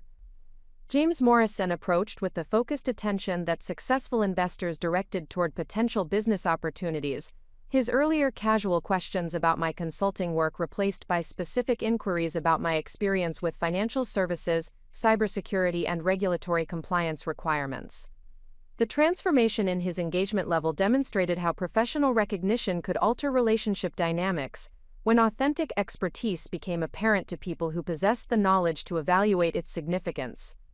Richard positioned himself at the head of the conference table, clearly proud of his role in facilitating the introductions that would connect his business associates with specialized expertise they required for protecting their operations from increasingly sophisticated cyber threats. His opening remarks established the context for my presentation while emphasizing the credibility that federal law enforcement endorsements and healthcare industry recognition had provided to my consulting practice. Elena's recent work with Pacific Medical Center and her collaboration with federal cybercrime investigators represent exactly the kind of expertise that our organizations need for addressing advanced persistent threats, Richard explained to the assembled group. The successful resolution of such a complex incident demonstrates technical capabilities that extend far beyond typical IT consulting services. The introduction represented a complete reversal of the social positioning that had characterized family gatherings prior to the media recognition. Rather than diplomatically managing potential complications from my presumed professional limitations, Richard was actively promoting my specialized knowledge as a valuable resource for his established business network. I began the presentation by providing context about the evolving cybersecurity threat landscape that organizations faced, particularly the sophisticated criminal enterprises that targeted financial services, healthcare systems, and critical infrastructure, with advanced attack methodologies that exceeded the capabilities of traditional IT security measures. The technical overview established the complexity of challenges that required specialized consulting expertise rather than generic corporate cybersecurity services. The Pacific Medical Center case study served as the centerpiece of my presentation, demonstrating both the technical sophistication required to address advanced ransomware attacks and the coordination capabilities necessary for working with federal law enforcement agencies during criminal investigations. The detailed analysis of attack vectors, remediation strategies, and successful outcomes provided concrete evidence of expertise that could protect critical business operations from existential cybersecurity threats. Margaret Chen asked the first substantive question about regulatory compliance requirements for healthcare organizations that experienced data breaches, revealing her detailed knowledge of legal obligations that accompanied cybersecurity incidents in heavily regulated industries. Her question demonstrated professional engagement that contrasted sharply with the superficial conversation we had shared at Tyler's party when she had assumed my consulting work represented minor technical services. The coordination between technical remediation and regulatory compliance becomes particularly complex when federal criminal investigations are involved. Quote, I explained, addressing both the technical and legal aspects of healthcare cybersecurity incident response. Healthcare organizations must balance operational recovery priorities with evidence preservation requirements while meeting disclosure obligations under HIPAA privacy regulations and state breach notification laws.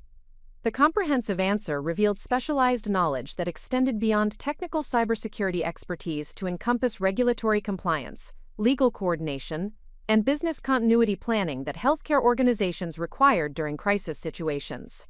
The depth of understanding demonstrated capabilities that exceeded typical consulting services and justified premium rates for emergency incident response. James Morrison followed with questions about cybersecurity threats to investment management operations, specifically inquiring about protection strategies for client financial data and proprietary trading information that criminal organizations might target for market manipulation or identity theft schemes. His questions reflected sophisticated understanding of financial services vulnerabilities and genuine interest in implementing protective measures for his family's investment firm. Investment management firms face unique challenges because they handle sensitive financial information that has immediate monetary value to criminal organizations. I responded, tailoring my explanation to address the specific threat vectors that financial services organizations encountered.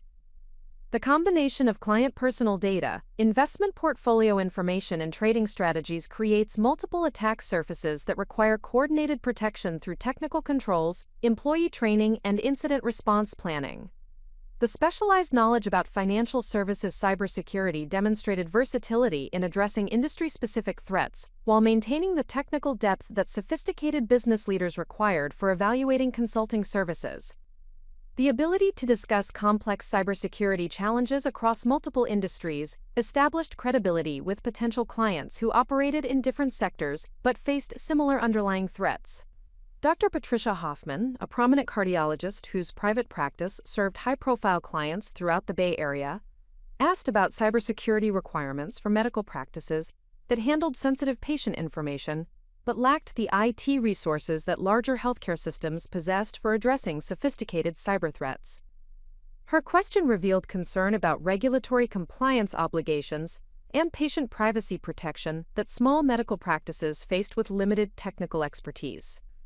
Small medical practices represent particularly attractive targets for cybercriminals because they handle valuable patient data but typically lack the cybersecurity resources that larger healthcare institutions deploy. I explained, addressing both the threat landscape and practical solutions that smaller organizations could implement. However, regulatory compliance requirements remain the same regardless of practice size, making specialized cybersecurity consulting essential for protecting patient privacy and avoiding potential HIPAA violations. The discussion continued for over an hour as participants asked increasingly detailed questions about specific cybersecurity challenges their organizations faced and potential solutions that my consulting services could provide. The quality of inquiries demonstrated sophisticated understanding of cybersecurity risks and genuine appreciation for specialized expertise that could address complex threats to their business operations. The depth of engagement contrasted dramatically with the polite but superficial conversations that had characterized Tyler's birthday party, where these same individuals had dismissed my consulting work as unstable employment, rather than recognizing the specialized expertise that their own organizations required for protecting critical operations from sophisticated cyber threats. Following the formal presentation, participants began requesting individual consultations to discuss specific cybersecurity requirements for their respective organizations. Margaret Chen scheduled a follow-up meeting to explore potential consulting services for her husband's law firm and their healthcare clients. James Morrison requested a comprehensive cybersecurity assessment for Morrison Holdings investment operations. Dr. Hoffman inquired about regulatory compliance consulting for her cardiology practice. The immediate business development results from the presentation exceeded my expectations for client acquisition from a single networking event. The combination of media recognition, federal law enforcement endorsements, and detailed technical expertise had created credibility that generated substantial consulting opportunities from a carefully curated group of sophisticated business leaders. Richard approached as the other participants were concluding their scheduling discussions, expressing satisfaction with the successful outcome of the professional introductions he had facilitated through his business network connections. Elena, this has been exactly the kind of productive networking that benefits everyone involved. Richard said with genuine enthusiasm about the professional opportunities that had emerged from the presentation. Your expertise addresses real business needs that our organizations face, and your technical capabilities clearly exceed anything we could access through traditional corporate consulting services.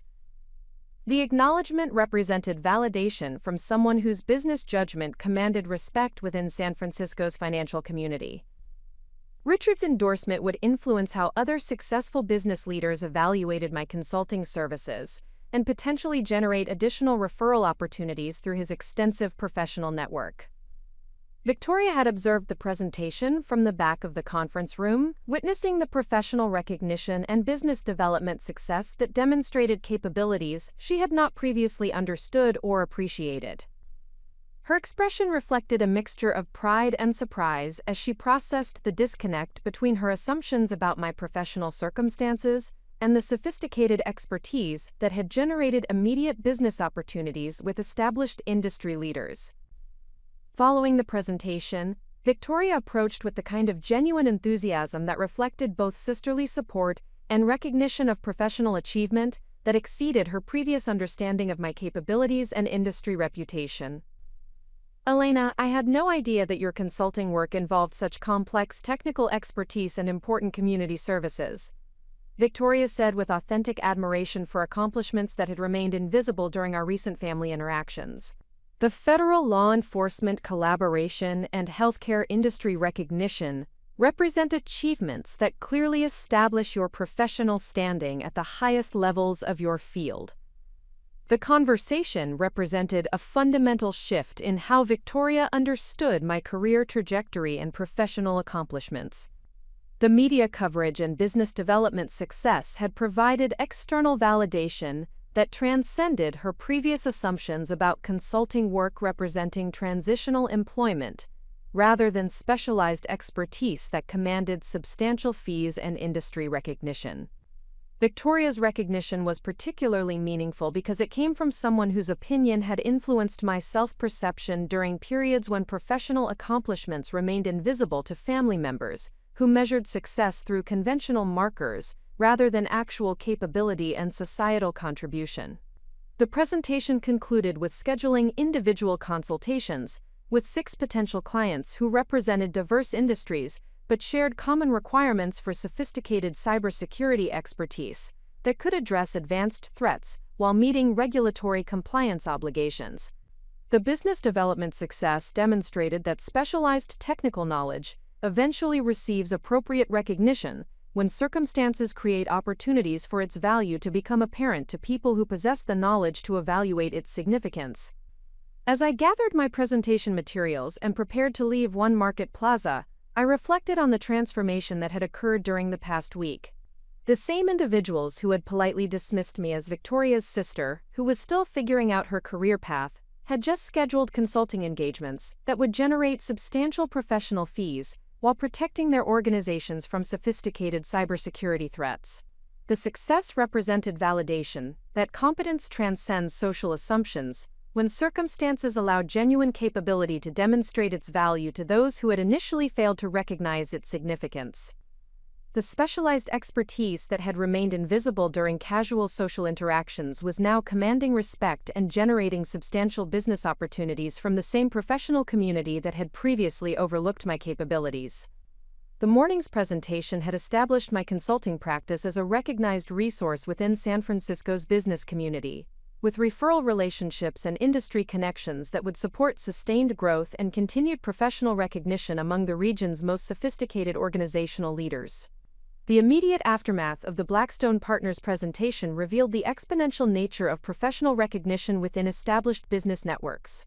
Within 48 hours of the Tuesday morning meeting, I had received consultation requests from 12 additional organizations, including several Fortune 500 companies whose cybersecurity requirements exceeded the scope of services I had previously provided to regional healthcare systems and financial services firms.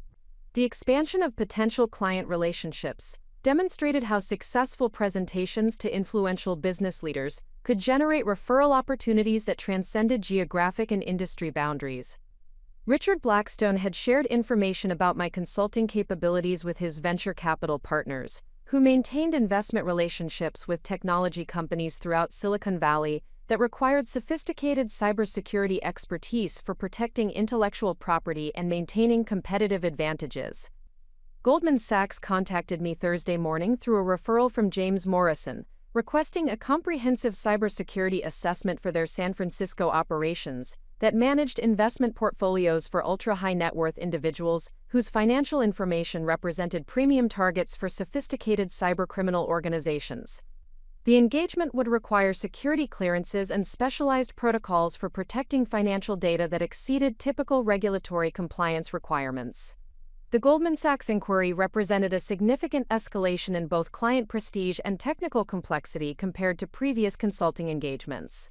Investment banking operations processed sensitive financial information that criminal organizations could exploit for market manipulation, insider trading schemes, or targeted extortion against wealthy individuals whose investment activities might create reputational vulnerabilities.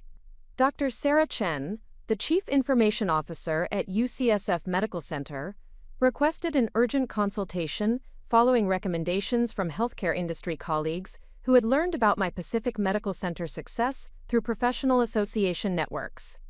UCSF represented one of the most prominent academic medical centers in the nation, with research operations that generated intellectual property worth hundreds of millions of dollars in pharmaceutical development and medical device innovations. The UCSF engagement would require specialized knowledge of research data protection, intellectual property security, and academic medical center operations that combined patient care with scientific research activities. The technical complexity and institutional prestige associated with UCSF consulting would establish credibility within academic medicine that could generate additional opportunities with medical schools and research institutions throughout the country. Cisco Systems contacted me through their corporate security division, following a referral from federal law enforcement contacts who had recommended my services for addressing advanced persistent threats against critical infrastructure providers. Cisco's global operations required cybersecurity consultants who understood both technical attack vectors and the geopolitical implications of state-sponsored cybercrime activities targeting American technology companies. The Cisco inquiry represented entry into the cybersecurity consulting market for major technology corporations whose operations supported critical infrastructure throughout the United States and international markets. The scope of potential engagement would require security clearances, technical expertise, and strategic understanding that positioned cybersecurity threats within broader national security contexts. By Friday afternoon, the volume of high-level consultation requests had begun to exceed my individual capacity for service delivery, requiring strategic decisions about client prioritization and potential expansion of consulting practice operations. The recognition that had emerged from successful healthcare cybersecurity incident response was generating business opportunities that exceeded the operational parameters of independent consulting practice. The transformation required careful evaluation of growth strategies that could maintain service quality while expanding capability to address sophisticated cybersecurity challenges for major corporations and institutional clients. The decision involved balancing immediate revenue opportunities against long-term reputation management and sustainable practice development objectives. Victoria called Friday evening to discuss the professional opportunities that had emerged from the business network introductions she had facilitated through Richard's connections. Her tone reflected genuine pride in my accomplishments and recognition of expertise that had generated immediate business development success with established industry leaders. Elena, Richard has been receiving calls throughout the week from his business associates who want to engage your consulting services, Victoria said with enthusiasm that demonstrated her understanding of the significance of professional recognition I had achieved. The presentation apparently made a very strong impression, and several people mentioned that your expertise exceeded anything they had encountered through traditional corporate consulting relationships. The feedback from Richard's business network provided validation that the presentation had effectively communicated specialized capabilities that distinguished my consulting services from larger corporate cybersecurity firms. The recognition was particularly meaningful because it came from sophisticated business leaders, whose evaluation criteria reflected deep understanding of cybersecurity challenges and consulting service quality. Victoria continued with information about additional networking opportunities that had emerged through her social connections following the media coverage and professional presentation success. The San Francisco Symphony Board had requested my participation in a cybersecurity planning committee that would protect patron information and financial systems from sophisticated cyber threats targeting cultural institutions. The San Francisco Symphony engagement represented expansion into nonprofit sector cybersecurity consulting that required understanding of donor privacy protection, fundraising system security, and cultural institution operations that managed sensitive personal information for wealthy patrons whose philanthropic activities might create privacy vulnerabilities.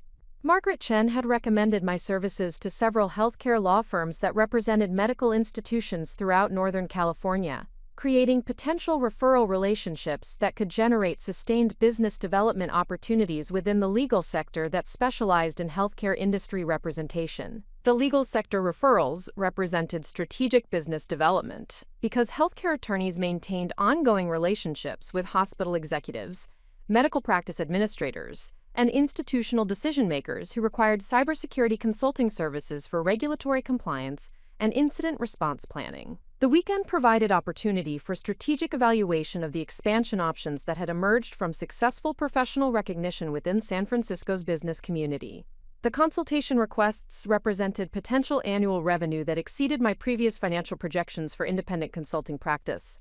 But they also required operational capabilities that transcended individual service delivery. The strategic analysis revealed 3 primary expansion pathways that could address the volume and complexity of client inquiries while maintaining service quality standards that had generated professional recognition within healthcare, financial services, and technology industry networks. The first expansion option involved selective client engagement that prioritized prestigious institutional relationships and premium consulting fees, while maintaining independent practice operations that could deliver specialized services without requiring significant overhead investments or administrative complexity.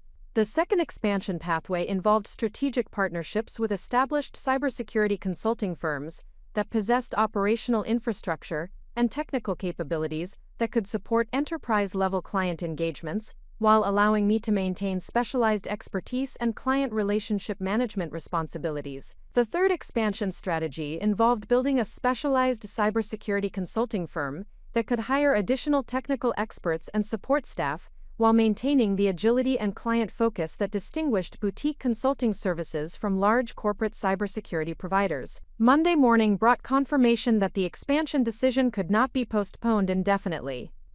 Kaiser Permanente had scheduled a comprehensive presentation for their executive leadership team, Goldman Sachs required immediate security assessment services, and UCSF had requested urgent consultation about research data protection requirements that could not be delayed without compromising ongoing scientific research projects. The simultaneous demands from multiple prestigious clients represented both validation of professional expertise and practical challenges that required immediate expansion of service delivery capabilities. The success had created opportunities that exceeded individual capacity, while establishing reputation that could support sustained growth within the cybersecurity consulting industry. Dr. Martinez contacted me Monday afternoon with information about additional healthcare industry recognition that had emerged from professional association networks following the Pacific Medical Center incident response success. The American Hospital Association had requested my participation in a national cybersecurity task force that would develop best practices for healthcare organizations facing sophisticated cyber threats. The national healthcare industry recognition represented platform opportunities that could establish thought leadership within the medical sector while generating consulting opportunities with healthcare systems throughout the United States. The visibility would position my expertise within industry discussions about cybersecurity preparedness and regulatory compliance requirements. The Healthcare Information Management Systems Society had extended an invitation to deliver the keynote presentation at their annual cybersecurity conference, addressing an audience of over 3,000 healthcare IT professionals who are responsible for protecting patient data and medical systems from cyber threats. The keynote speaking opportunity represented the highest level of professional recognition within healthcare cybersecurity, establishing credibility that could generate consulting opportunities with medical institutions throughout North America, while positioning my expertise among the most respected professionals in the specialized field. federal law enforcement agencies had begun referring cybersecurity incident response opportunities that exceeded the geographical scope of previous engagements. The FBI's Cybercrime Division had recommended my services for healthcare organizations in Los Angeles, Seattle, and Denver that were facing sophisticated attacks similar to the Pacific Medical Center incident.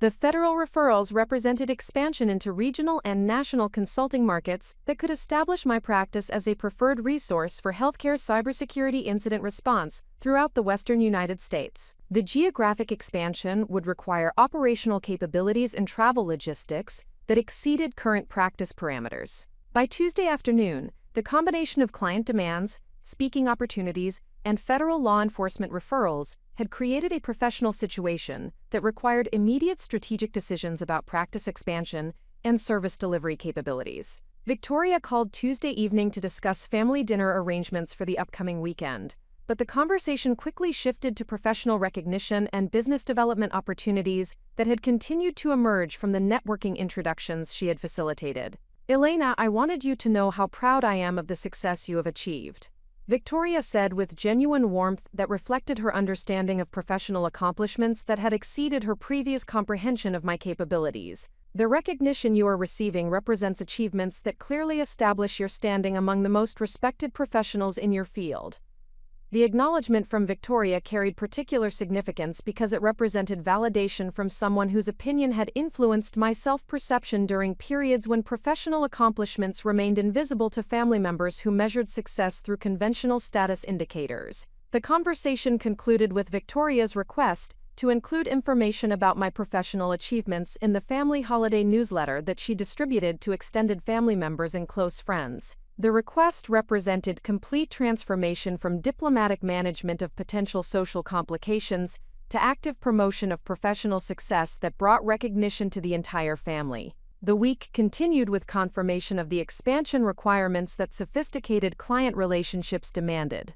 The operational challenges were substantial, but they were accompanied by recognition and financial opportunities that validated years of specialized expertise development and strategic positioning within the cybersecurity consulting industry. The transformation from overlooked family member to nationally recognized cybersecurity expert had been completed within 3 weeks of the Pacific Medical Center incident response, demonstrating how quickly authentic expertise could achieve appropriate recognition when circumstances created opportunities for its value to become apparent to communities that possessed the knowledge to evaluate its significance. The conference room at Sterling Cybersecurity Solutions occupied the 28th floor of 555 California Street, providing commanding views of San Francisco's financial district that reflected the transformation my consulting practice had undergone during the month following the Pacific Medical Center incident response. The office space represented a calculated investment in professional infrastructure that would support the expanded client relationships and operational requirements that had emerged from sustained media recognition and business network referrals.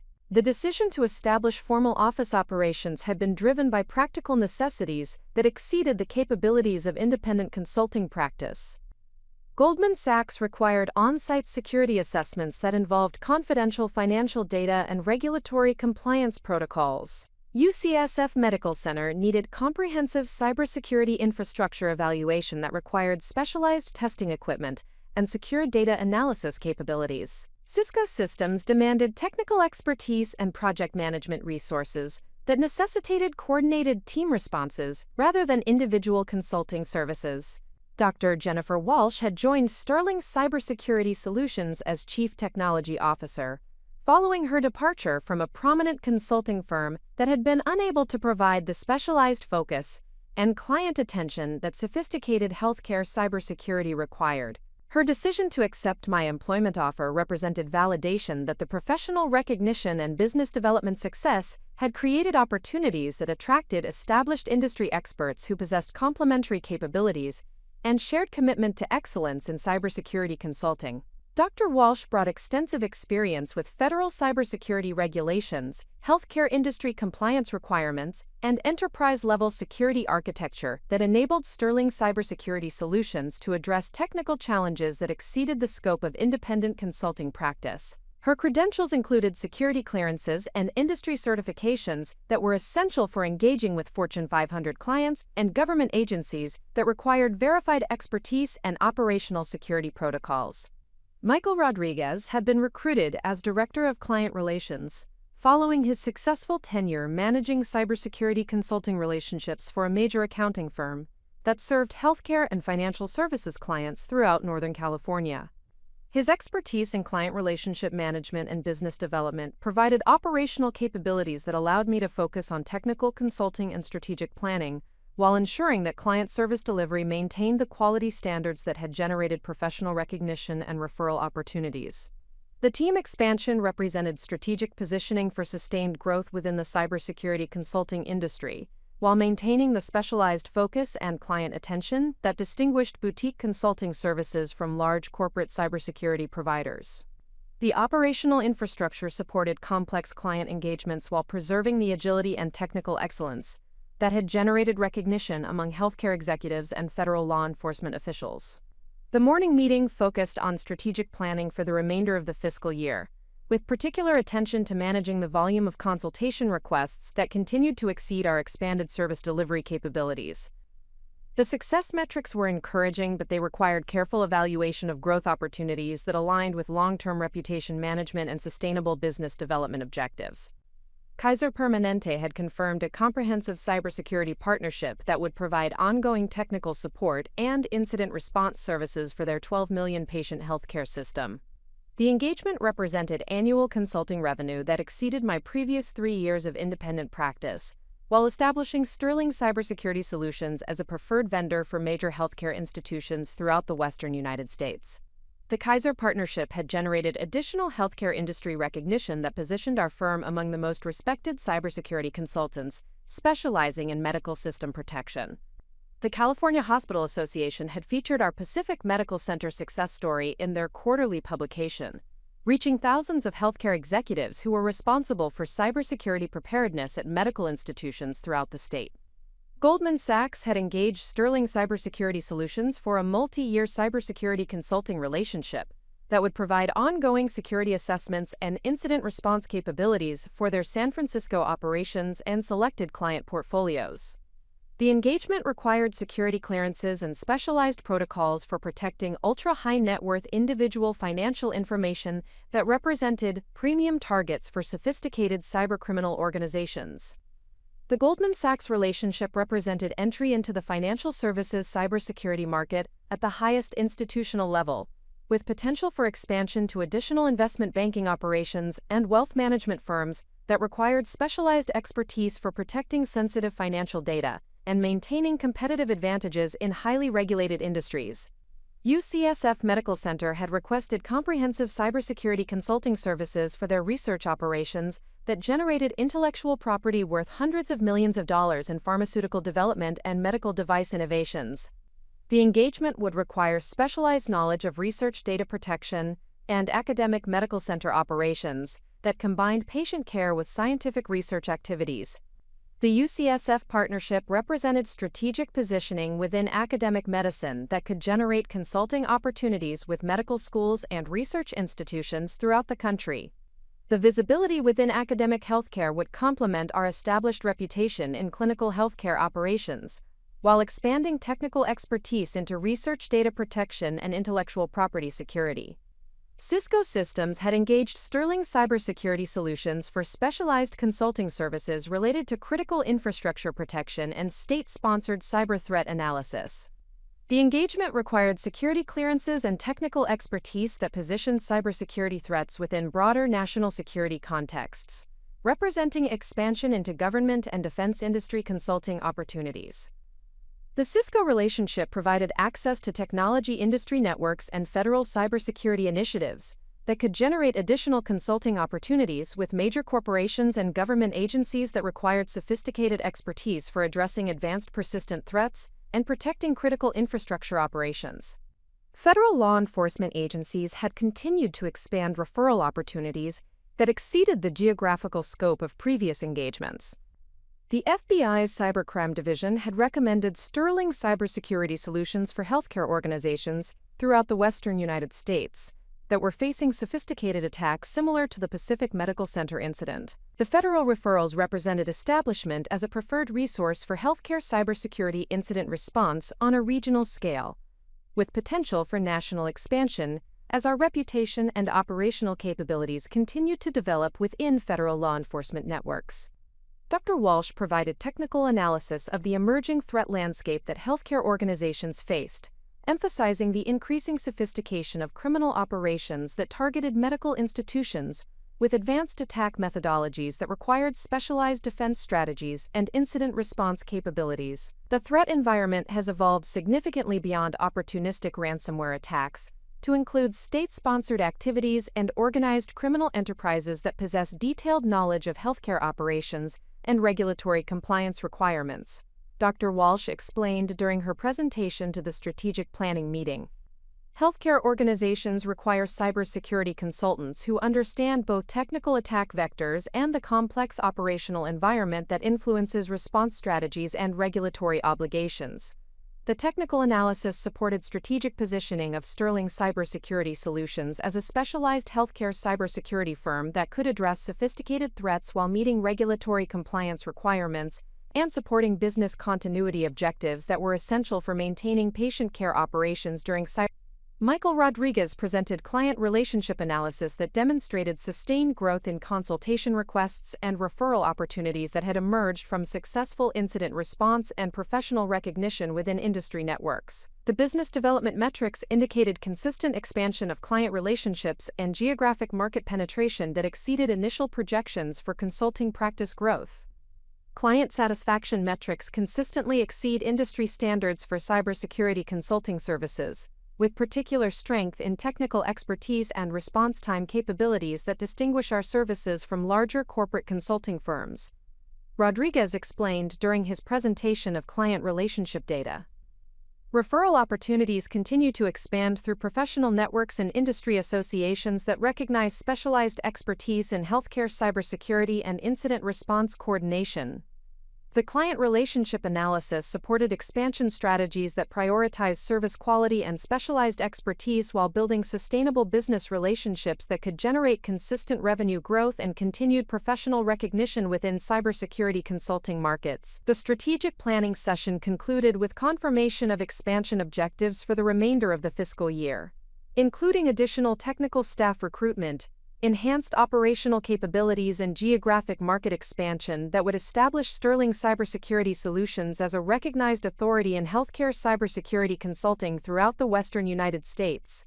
The afternoon brought confirmation of additional professional recognition that had emerged from sustained success in high-profile cybersecurity incident response and consulting services. The Healthcare Information Management Systems Society had confirmed my selection as the keynote speaker for their annual cybersecurity conference, addressing an audience of over 3,000 healthcare IT professionals who were responsible for protecting patient data and medical systems from cyber threats. The keynote speaking opportunity represented the highest level of professional recognition within healthcare cybersecurity, establishing credibility that could generate consulting opportunities with medical institutions throughout North America, while positioning Sterling Cybersecurity Solutions among the most respected firms in the specialized industry sector.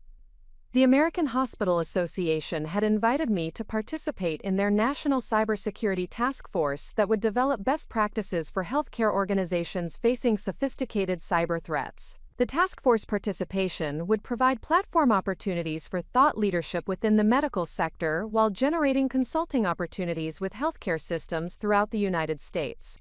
The national healthcare industry recognition represented expansion beyond regional consulting practice to establish influence within industry policy development and professional education initiatives that could shape cybersecurity preparedness standards for medical institutions nationwide.